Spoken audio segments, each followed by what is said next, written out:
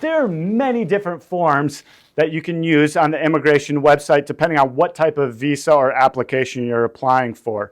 So what I like to do is go to the most accessed forms. So you can click on this link. For example, there's the application for permanent residence.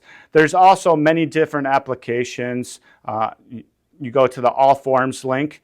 You can search by category.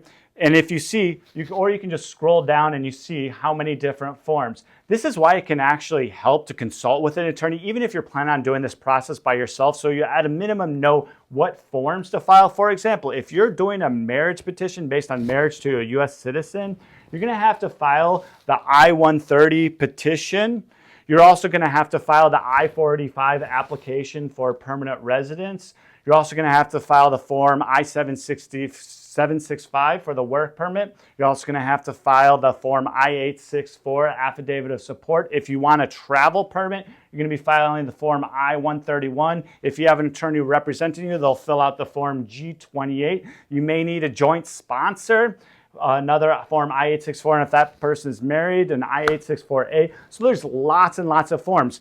If you're actually trying to do this process by yourself, it's critically important. For example, here, if we go to the petition for alien relative, that you actually read the instructions, because the instructions will tell you what you need to do. There's information on this website. If at any point you're suffering from stress or anxiety, or you really don't feel like you have a grasp of what to be filing or how to fill out the forms, strongly recommend doing it with the attorney. This is what they do all day, every day, and it can significantly increase the chance of approval.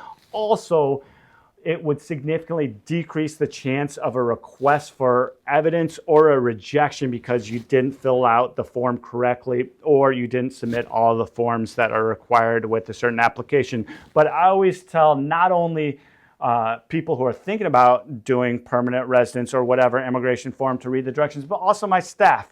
My staff, when they're here, if they have questions, the very first question, did you read the instructions? And yes, my staff, they read the instructions, and that's a very good starting point. But then there's a bunch of different resources available too. You can do Google searches, you can watch YouTube videos. There's lots of different ways if funds are limited and you can't afford an attorney, or if it's a fairly simple form.